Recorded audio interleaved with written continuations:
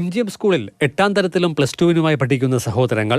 വീട് ജപ്തി ചെയ്തതിനെ തുടർന്ന് പുറത്ത് ടാർപോളിൻ ഷീറ്റിനടിയിൽ അഭയം നേടിയ കുടുംബത്തിന്റെ ദൈന്യത കണ്ട് സ്കൂളിലെ അധ്യാപകരും അനധ്യാപകരും കൈകോർത്തു. തിരുവല്ല അർബൻ സഹകരണ സംഘത്തിലുണ്ടായിരുന്ന വായ്പാ കുടിശ്ശിക 2,57,000 രൂപ സമാഹരിച്ചു. ഉച്ചതിരിഞ്ഞ് 3 മണിയോടെ പ്രിൻസിപ്പൽ PK തോമസും സഹപ്രവർത്തകരും നേരിട്ടെത്തി പണമടച്ചു. സദ്യ എൻ്റെ മക്കളോട് ഞാൻ പറഞ്ഞിരുന്നു, നമ്മളിവിടെ നിന്ന് ഇറങ്ങേണ്ടി വരും ദിവസം 30-ാം തീയതി ഇറങ്ങുവാണെങ്കിൽ ഇറങ്ങണമെന്ന് അവർ പറഞ്ഞ 29-ാം തീയതി നമുക്ക് 4 പേർക്കും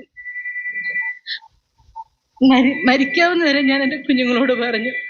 എന്നെ ഈ മരണത്തിൽ ഞങ്ങൾ രക്ഷിച്ച ഞങ്ങളുടെ MGM സ്കൂളിനോട് ഞങ്ങൾക്ക് തീർത്ത കടപ്പാടും നന്ദിയും സ്നേഹവും എന്നും ഉണ്ടായിരിക്കും. നിർധന കുടുംബത്തിന്റെ അവസ്ഥ യൂത്ത് കോൺഗ്രസ് പ്രവർത്തകൻ അഭിലാഷ് വെട്ടിക്കാടൻ, ബ്ലോക്ക് പഞ്ചായത്ത് അംഗം വിശാഖ് വെൺപാല, ടോണി ഇട്ടി എന്നിവർ സ്കൂൾ അധികൃതരെ അറിയിക്കുകയായിരുന്നു. 3,23,000 രൂപ അടയ്ക്കേണ്ട സ്ഥലത്ത് 2,57,000 രൂപ വൺ ടൈം സെറ്റിൽമെന്റ് ആണ് എങ്കിൽ ഈ ജപ്തി നടപടികളിൽ നിന്ന് ഈ കുടുംബം രക്ഷപ്പെടുമെന്ന് മനസ്സിലായി.